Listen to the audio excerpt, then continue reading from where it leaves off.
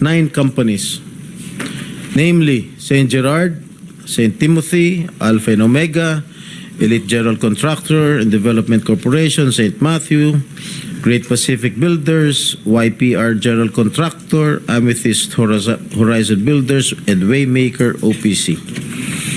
Am I correct? Yes po. Hanggang ngayon, up to now, you own these 9 construction companies? Yes po. All right. Since you started securing contracts from the DPWH, since kailan kayo nag-umpisa? 2012? DPWH? Yes. Yes po, 2012. Pag-usapan muna natin yung 2022 hanggang 2025. Ilan na po yung naging projects nyo sa DPWH? Marami na po. Ilan nga? I don't have Mahigit the figure. 400? Mahigit 500? Within the span of 3 years. I don't have the figures po. Estimate lang po, ballpark. Give me a figure. ballpark figure. Siguro po mga 400 ganun. I'm not Siguro. I'm really not sure. Okay. I don't have the figures with me. Sa loob, sa bawat taon, ilang bidding ang sinasalihan mo? Marami po kaming sinasalihan na bidding. All flood control projects? No po. O ano pa yung mga projects? Buildings, kalsada, Nationwide or only in Metro Manila? nationwide po. Nationwide. Alright. Pero yung bulk ng mga projects na award sa'yo ng DPWH, mostly sa Metro Manila. Am I correct? Hindi po, sa probinsya po. Sa iba-ibang lugar. No, the bulk of your contracts. Here in Metro Manila? No po, outside Metro Manila. Ang marami Where na. outside? Where outside of Metro Manila? We have in Romblon, Cebu, Bohol, Bacolod, Zamboanga. Hindi naman po kami namimili ng lugar. Migos Project? Wala po. Sigurado ka? Opo, Yan, definitely. ka dahil pag meron kami ma-discover na may ghost project, pakukulong kita rito. Minimum to. Wala po talaga. Meron ka mga pictures na lahat ng mga proyekto ginawa mo? Yes po, Nasaan? meron po kami. Lahat ng mga 400 projects, meron kang litrato? Yes po. O i-submit mo rito sa committee. Okay po. Okay. Sa mga bidding na sinasalihan mo ng mga kumpanya mo, itong 9 na kumpanya, ilang beses kayo nanalo? At ilang beses, kung natatalo rin kayo sa Actually, bidding, I ilang don't beses kayo have the natatalo? actual figures, pero sa napanalunan, very minimal lang po talaga, mga 2%. Pero ang dami namin projects po na sinasalihan na bidding. So, sa loob ng isang taon, pag nagbibidding isang kumpanya mo, halimbawa itong ano ba yun? Yung Alpha Phi Omega, ilang beses kayo nagbid sa isang taon at ilang beses kayo nanalo? Madami po kaming sinasalihan. I really don't have the figures right now, You know, but I if you can... come here, you have to come here prepared. Yes You do po. not come here unprepared. Alam mo na, tatanungin ka eh. Ikaw sikat na contractor, papa-interview ka. Oh. You have to come here prepared. Your Honor, I am prepared for the flood control projects that you are mentioning. I have the statistics of how many I bidded and how many I lost and how many I won. Okay, you mentioned it to us right now. Yung pa po.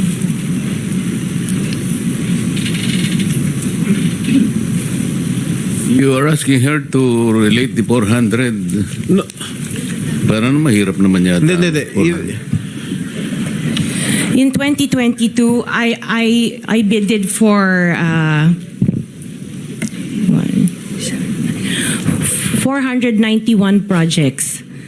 This is just for the flood control, Your Honor. How many projects? For 491. 100, 491. I joined the bidding. Po. Oh. This is in 2022. I only got 71 projects from the 491 na sinalinan ko po. 71 only. How many companies? Ito This is just for Alpha and Omega Oh, po. what about the other companies? What about the other 8 remaining companies that you I own? don't have the statistics Oh. for that because I was only called as Alpha Wait, and Omega. You admitted earlier when I asked you if you own these 9 companies and you answered in the affirmative. Right now I'm asking you kung ilan yung 71 71 flood control projects na napanalunan ninyo. Now you're only speaking in behalf of Alpha Phi Omega.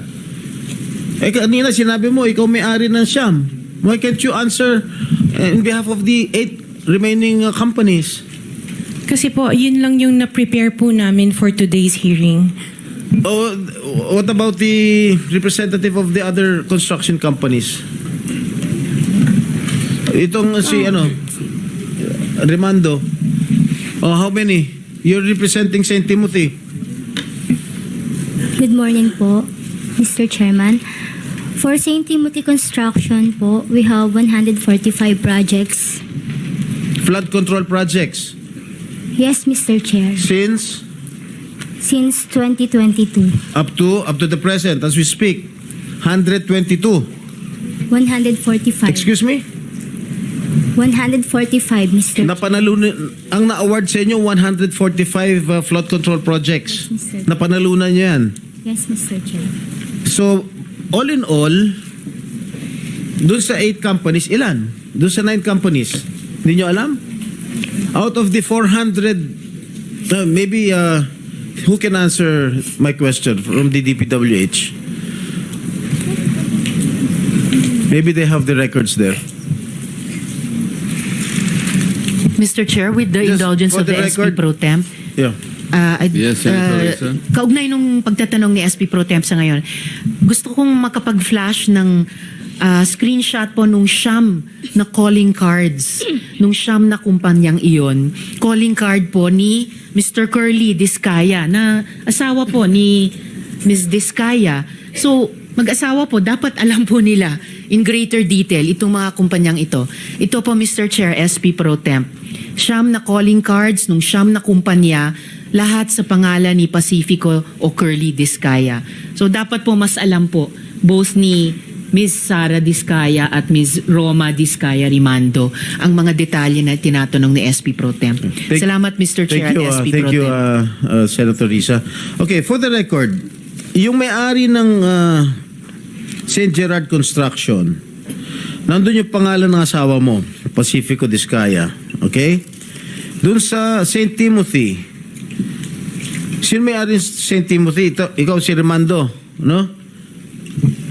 Kamag-anak mo si Discaya, correct? Sabi mo, pamangkin mo. Tama?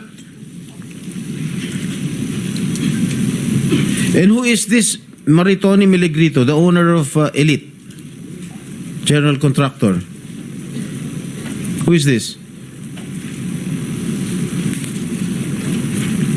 Answer. Pinsan ko po, Mr. Chair. From the left pocket to the right pocket. St. Matthew. Nandito yung asawa mo, Pacifico Discaya. Great Pacific. Oh, ikaw, nandyan ang pangalan mo, oh. Si Sara Rowena Discaya. Kaya hindi mo mapapagkaila eh. YPR General Contractor. Nandito din ang pangalan mo. Miss Sara, alam mo huwag ka magsisinungaling ha. Amethyst Horizon. Sino si Amethyst Horizon? Sino si John Brian Eugenio? Who is he? Sagutin mo, Miss Rimando. I didn't know, Mr. Chair. Madam Sara. He's one of our employees. Oh, dami. Waymaker. Sino si Gerald William Discaya? He's my eldest son. Okay. Alpha Phi Omega, yan, asawa mo. So, you confirm lahat ng siyam na yan, kayo ikaw ang may-ari. Tama? Part owner po. Part owner. Okay. Kaya nyo ba talaga pagsabay-sabayin yung mga construction, mga proyekto ninyo? Paano nyo nagagawa ito? Yes po, we have sufficient employees naman that can carry out and execute the project. Okay, ilan ba yung mga empleyado ninyo? In the office po, mga 200 plus. Sabay-sabay kayong naawardan ng kontrata ng DPWH. Alam mo, nakakapagtaka dahil kayo lagi nakakuha ng DPWH contracts, ha? Sino ba talaga sa DPWH ang nagbibigay sa inyo listahan ng mga projects for bidding? Turo mo na. Wala po akong knowledge po. Talaga? Ba't Yes, nakakapagtaka dahil yung siyam na construction companies nyo, yun ang laging favored, kumbaga, sa bidding. Hindi. Kasi ang balita ko, isa kayo sa mga una nakakita at nakakapili ng mga projects. Bago pa mabuo ang National Expenditure Program, yung tinatawag natin na NEP. Parang menu lang sa restaurant na nakaka-order kayo kaagad. Sino ang point person nyo sa DPWH na nagbibigay sa inyo ng informasyon na ito para sa inyo, ito para sa kanya? Sino? Sir, wala po akong nakakausap po. Wala kang kilala sa DPWH. Wala po. Hindi kami maniniwala niyan, wala kayong kilala sa DPWH. Meron ako yung mga engineer, yung mga district engineers siya. Yun nga pala eh. Sino ang mga district engineer na nakilala mo? Pero hindi po sila nagbibigay ng project po sa akin. At tinatanong ko, wala naman ako sinasabi sa'yo kung nagbibigay sila ng project, sino ang kakilala mo sa DPWH? Sila mga DE po. DE Yeah, okay. ng Sabi mo, sino? teka sandali. DE ng Laguna, Sino DE nga? ng Banggitin mo yung pangalan. I can't remember their names kasi I don't transact on Okay, behalf of the DE ng companies. Laguna. Sino pa? DE ng Bulacan, DE ng Is he here? Nandito ba? Yung DE ng Laguna, DE ng Bulacan, nandito ba? DE ng Bulacan nandito. Okay, paano nyo nalalaman ang mga projects for the bidding? Sino ang nagbibigay ng listahan sa'yo? We don't have a list. Naka 6 minutes ka na, erap.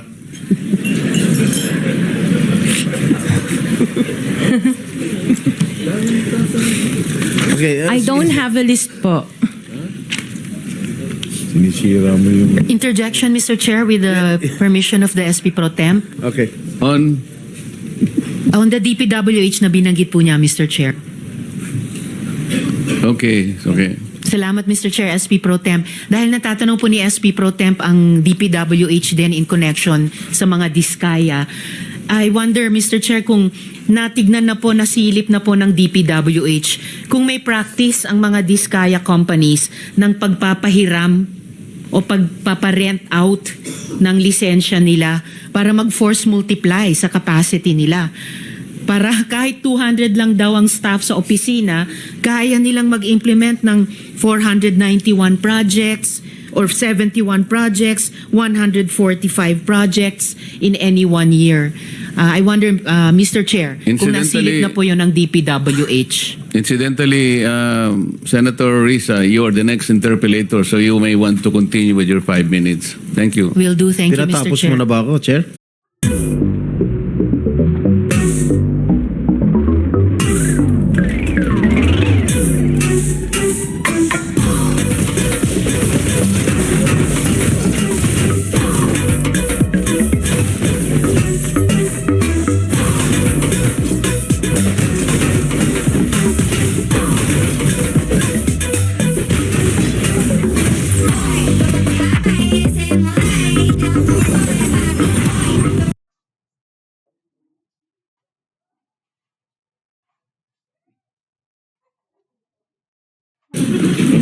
Huh? Okay. One last question, if I may. One last question, Mr. Chair, Senator Risa. Madam Diskaya, saan nyo ba kinukuha yung mga coaching imported, mga luxury cars? Ang balita ko, doon sa interview mo, binili mo yung isang Rolls Royce dahil nagandahan ka sa payong. Tama ba? Sir, yes po. Samantalang, ilan yung luxury cars mo?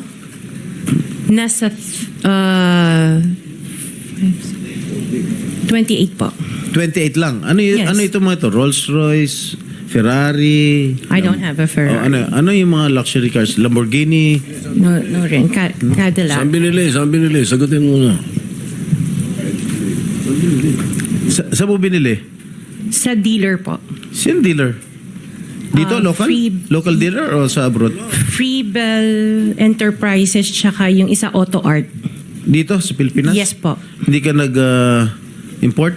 No po. Dito may dealer ng mga Yes po. Rolls Royce. May dealer ng Rolls Royce meron dito. po. Ano pa yung mga ibang luxury cars mo?